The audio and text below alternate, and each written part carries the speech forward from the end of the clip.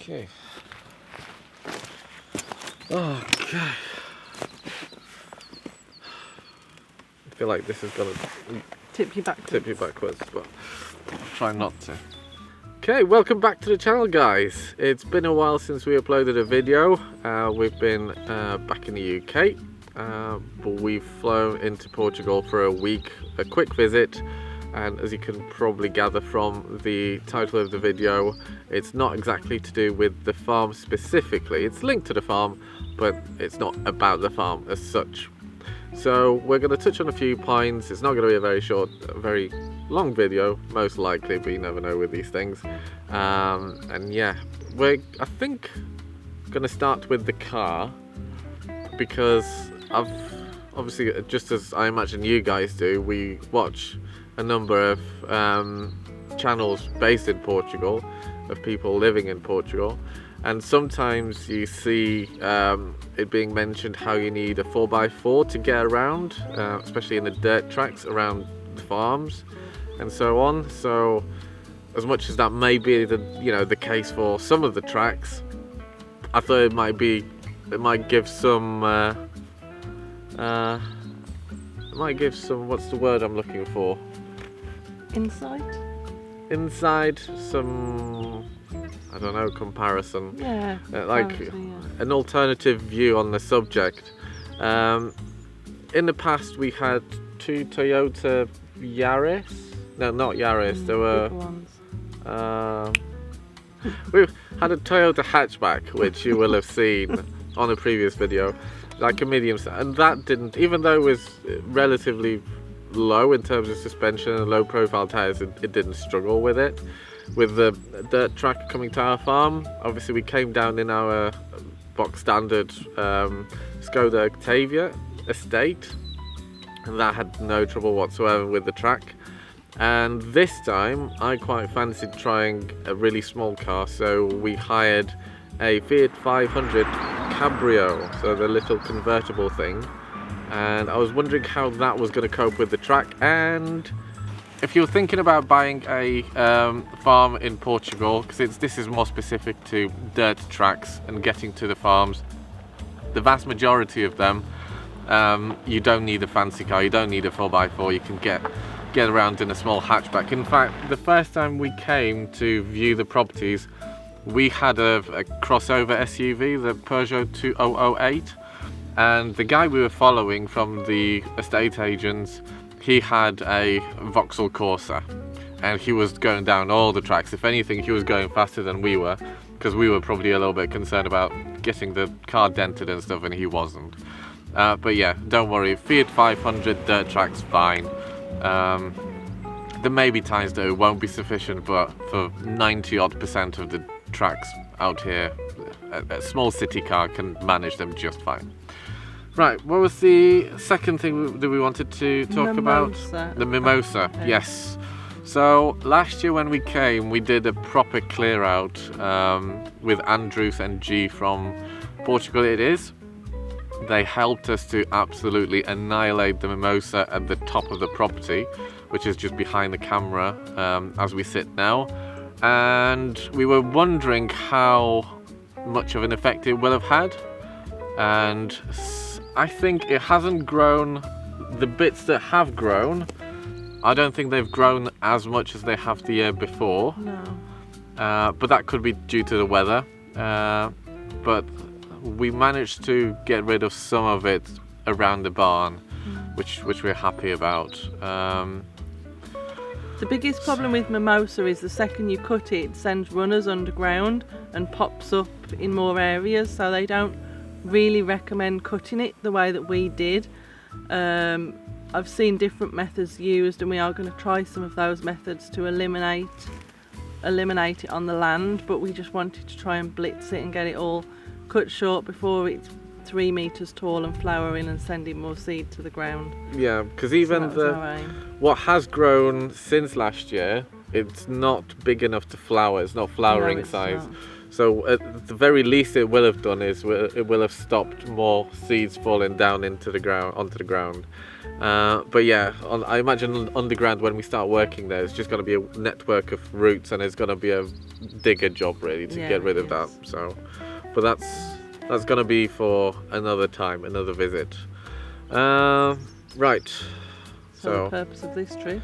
So now, purpose of this trip, and as the title of the video suggests, a purchase of a house. Because obviously, some of you who are subscribed to the channel, you'll already know that we have this farm over here, which we absolutely love, and we want to move on to at some point in the future. But as lovely as the two stone barns are, they are that pretty much. They're barns. They're not really somewhere that's ready to be moved into.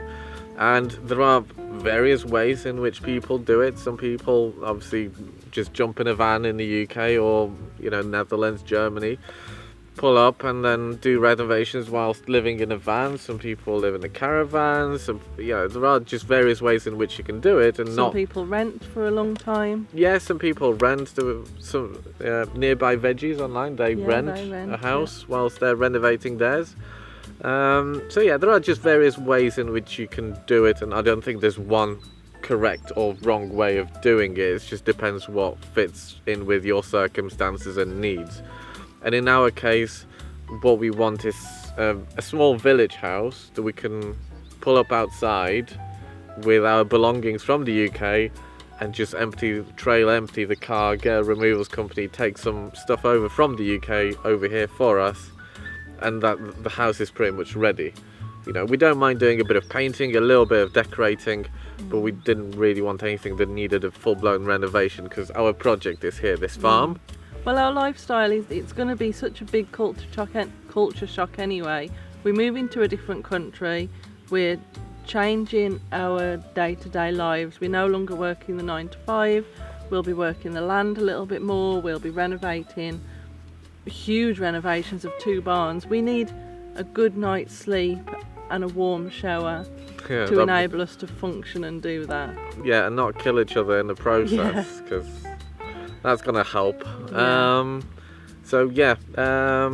So what we were hoping to do this time was bring the camera and then record videos as we were doing the viewings and show you guys the various houses that we were going to view. Now, the problem with that is that, well, I suppose I should have known when we arrived, and I went to get the gimbal, and the bolt that secures the camera to the gimbal wasn't there because I clearly forgot it somehow. We then went to view house number 1, fine, took the camera, and then as we were driving away from house number 1, I realised that the camera was no longer in the vehicle because I put it down on the dining room table in the house that we viewed on day 1, the very first house. Okay, now in that house nobody lives, and the estate agent that had the key could no longer at that point go back to the house because they were occupied. So essentially we've not had a camera for the vast majority of this trip, which it's difficult to make a YouTube video without a camera. I mean, you could use your phone and stuff, but I don't know, just not my thing. In fact, I think I'll put in some videos of one of the houses that we went into and we were so impressed with that I did actually record a video more for like personal sharing with friends and family, but I'll show you guys here anyway. It was essentially a mid-terrace bungalow type thing into English, to use English names. Yeah. It was a stone house in a village. On one level, all on one level. Well, all on one level with a humongous attic. The attic was just huge, and then had another huge garage or storage space at the back. They call them caves here, but we would consider them to be garages, really. Yeah, it was more of a garage, but again, huge. And that house, I can't remember how much it was. Was it 60 grand? 60,000 euros. It had some damp issues, but the calendar on the wall was from 2016.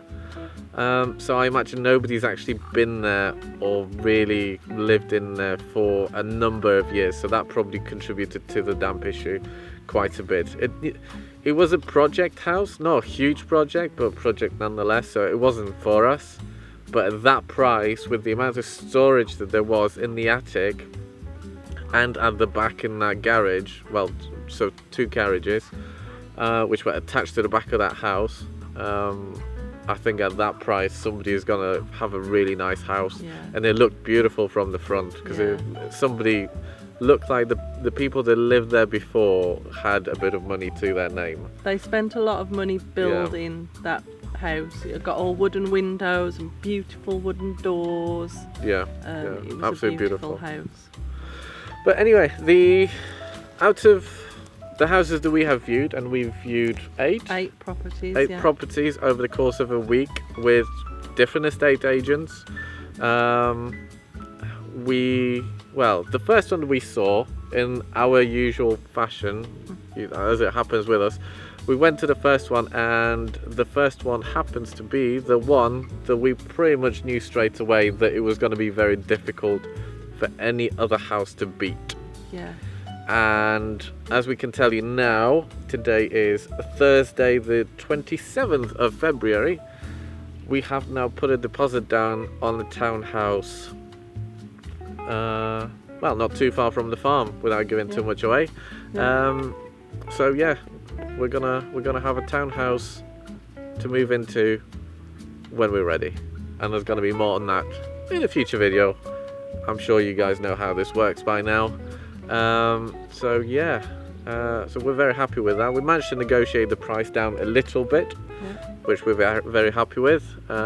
It's slightly below what we wanted to spend budget wise, so that gives us a bit more money to actually spend on renovating and updating it a little bit. Because there are, as with any house, whether it's in the UK, in Portugal, wherever it is, at least for us, if we move in, there are personal touches that you want to make.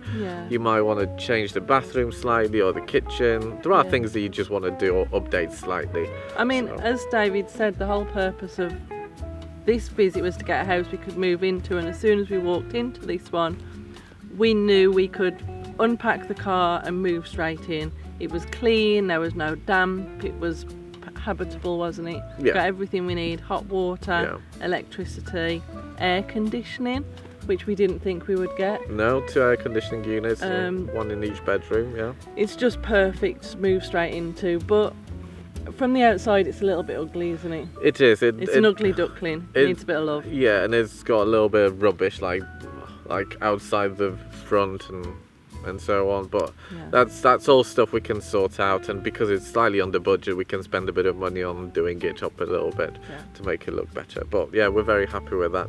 Obviously you guys are going to see the house in due course, not in this video, I'm afraid, sorry, but it will come.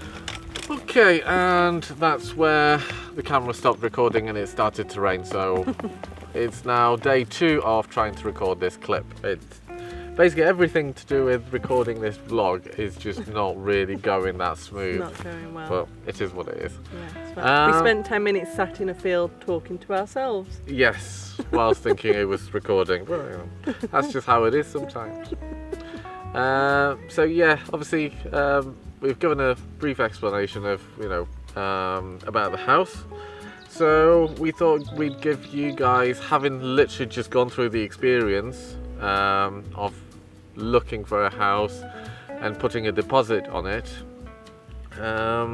sort of our tips and what we would recommend that you do if you're thinking of doing something similar. So it starts off with arranging the actual viewings. Now, things seem to have progressed since we bought the farm, in the fact that all of the properties within our budget and that tick our boxes, we saw all of them online in advance. There weren't any additional ones that the estate agents could have suggested once we actually arrived or met them. So pretty much all of the properties we went to view, well, all of them we've seen, and we arranged the viewings online. But we did have quite a clear criteria, didn't we? Yes. We knew where it needed to be, we know where the farm is, we knew what we needed the house to have in it. Yeah. Because we don't want another project, we just need a house to live in whilst we do up the farm. Yeah. So I think from your perspective, if you're thinking of doing the same thing, the tip number one would be quite clear about what it is that you actually want, and check whether what it is that you want, whether that's available within your budget, because obviously the two don't always go hand in hand. But yeah, make sure that you know what it is that you're looking for. That's the first thing. Then obviously you go through the actual search process online, and we'll put the links to the most common, the main websites where you might want to look, at least for central Portugal here, around Castelo Branco, Penamacor, Fundão, Covilhã. We'll put some links in the description so you can just follow those and see whether the properties that they've got advertised, whether they match what it is that you actually want. Once you've found the right property, you want to contact the estate agents, and sometimes they'll be responsive, but I would say most of the time initially they won't be very responsive. You may have to message them twice or maybe even 3 times to get a response. I imagine they may be getting quite a few time wasters, maybe, and maybe that's why they're not as responsive. But yeah, you just bear that in mind, that just because you send one message to somebody about a house, that doesn't necessarily mean that you're not going to have to send exactly the same message or a follow-up message to the same place about the same house. Now, what sometimes they will have is the actual agent that looks after the house that you're interested in buying. They'll have their mobile phone number on there, and pretty much all of the estate agents that we have dealt with use WhatsApp. So maybe send them apart from sending a message online or an email, maybe send them a WhatsApp message, and you may have a little bit more luck with that. Apart from that, I would highly recommend that you reconfirm any appointments that you have just a few days before you arrive, because there was one viewing that we went to and the estate agent wasn't there because we haven't confirmed a few days in advance. So yeah, just make sure that make an appointment in advance, and a few days before, 2-3 days before, just send them another message, just make sure just to check that the appointment's still on, and so confirm that you're still coming. Yeah. And just to add on to that, it's worth asking them to send a Google pin on WhatsApp, because the addresses, they're not as easy to find maybe as they are where you come from, whereas if they send you a Google pin, it will take you straight to the address. Yeah, and that way in the morning or in the afternoon, when you'll want to just go to do the viewing, go to the house, you're not then trying to ring the agent, find out where they are. It just saves a lot of time if you've got the exact location for the house. And most of the agents met us at the first property, so we would have a Google pin for the first property, and then we would just follow them in car from there. Some agents drive differently to others. Some are fairly slow, some are not so slow, so just bear that in mind as well. And obviously, because everything around here is relatively remote, you can't rely, in central Portugal, you can't really rely on public transport to get you to the viewings. I would say make sure that you either hire a car, hire a driver with a car, for the day, just to take you from property to property, especially if you're not overly confident on driving maybe in a foreign country. Some of the roads are relatively narrow. If you're looking for a farm, then you may have to go down a dirt track that you might not necessarily be comfortable with. So consider hiring somebody with a car that's going to take you to various places, and you don't need to worry about getting between them. Alternatively, maybe if you know somebody locally, maybe they're prepared to drive you around for some petrol money. But yeah, you do need some sort of private transport, be it hired or a friend with a car. Yeah, the agents don't generally take you in their car, that's not what they do. No. the other thing that I found really useful that I did for us, we didn't do this the first time, but because we knew which properties we were visiting this time, I made a printout with a note of what area the property was in, who the estate agent were, how much it is, the size of the house, and a couple of photographs just to jog your memory which house it is you've actually been looking at. And on the back of that printout I would write some notes, and when we got back in the car we would discuss the pros and cons of that property and what we liked and what we didn't like and if it would work, and then we would put them in order of which we liked them. So some went straight to the back of the pile and some, you know, moved into number 2 position and, you know, skip things around. Yeah, it helps to keep track of which one is your favourite, where you might want to do a second viewing, and which ones you looked at and you were like, no, this is just completely not for us.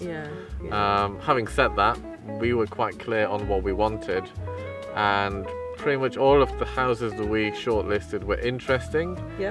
But some of them were more of a project than what we want. More of a project than they looked on the photos, weren't they? Photos can be misleading.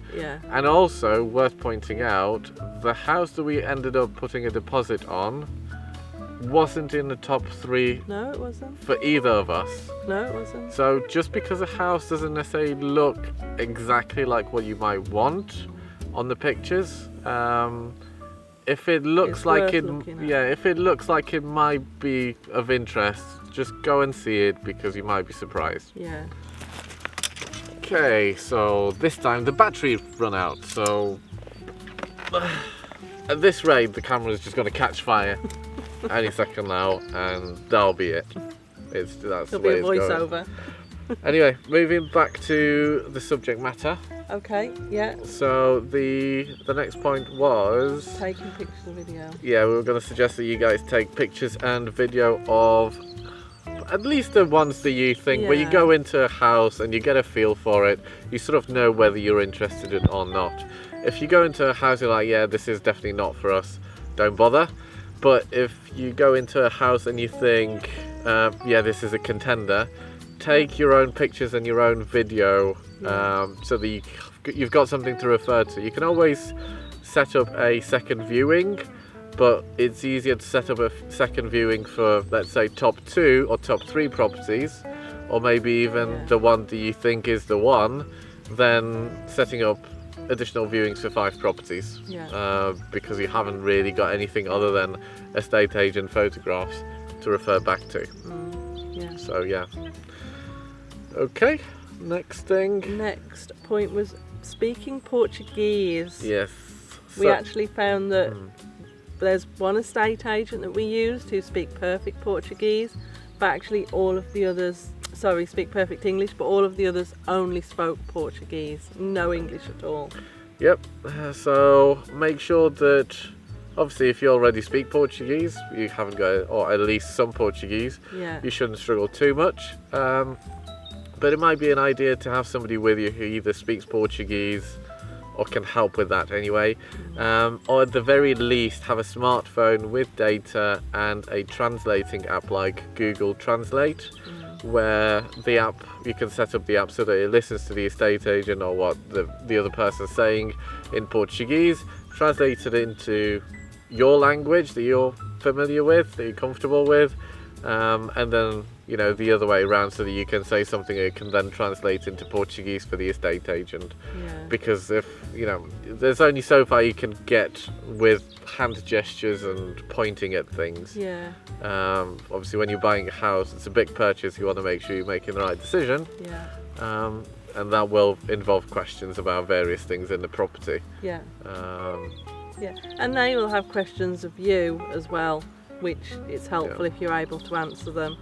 And following on from that, we have a solicitor who speaks perfect English, which is ideal because the agent we're going with now, she only speaks Portuguese. So whilst we can understand so much, it does get to a point where you need to know that you've got an advocate on your side who clearly understands what's going on and will be an ambassador for your best interests. So we're very confident with our solicitor that now we can you know, we can combine the two, they can speak to each other, and that we will get the best outcome from this. Yeah, so and whilst we're talking about solicitors, what might be worth for you guys, and we have it in place, is a power of attorney for your solicitor. Yeah. Obviously, sometimes you won't necessarily be able to come and sign a piece of paperwork. You may not even be able to come here to sign a deed. If your solicitor has the power of attorney for yourself, then they'll be able to do that on your behalf. And just because you've got it in place doesn't mean that you have to use it. We had it in place for the farm, Yeah. and we didn't use it. Yeah. But it does mean if something should happen, Yeah. then Or you know you have that option. The power of attorney, the actual paperwork, the piece of paper costs €50, so it doesn't cost that much. It probably took us less than an hour to get sorted. So yeah, it's definitely worth considering. And with the solicitor, also try to get some recommendations before you arrive. Facebook, and make an appointment if you can. Yeah, we found Facebook to be pretty good for solicitor recommendations. And I imagine you can use Reddit and Google search to, you know, find other recommendations if you don't want to use Facebook, which is fine. I mean, we're pretty decisive. We've gone through this whole process from visiting properties to making an offer and finalising the process in 1 week while we've been here. But we knew exactly what we wanted. It's a big decision, and a lot of people aren't comfortable making that decision in 1 week. So you may need somebody to sign on your behalf, but also it's worth noting that the way the property purchase happens here in Portugal is you put your deposit, then it goes through the paperwork trail with the solicitors, I guess, and then once the property becomes yours, you have to be here to sign the paperwork and receive your keys. Or your solicitor has the power of attorney and they can sign on your behalf if you want to do that. Personally, we're going to aim to be here, but like I said, power of attorney is more of a fail-safe. Should something happen, she can just get it sorted for us, and we don't really need to worry about it. We know we're in safe hands of somebody we can trust. Absolutely. So I think that's pretty much everything we would recommend in terms of top tips. Obviously, you can make a huge video, probably it's already quite long, and touch on smaller other things. But if you guys have any questions, drop them down into the comments below, and we'll do what we can to answer. We obviously can't give you legal advice. That's what your solicitor's for. But yeah. So hopefully you found this useful if you're looking to buy a house in central Portugal. We are now literally the day before we fly back to the UK. So we're going to spend the last few hours just enjoying our farm here. Before we have to lock everything up and go home and go back to the UK. And yeah, I'm sure you'll hear from us in the coming months. So yeah.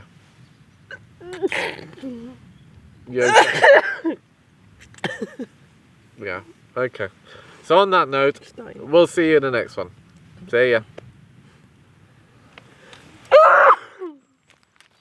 Excuse me.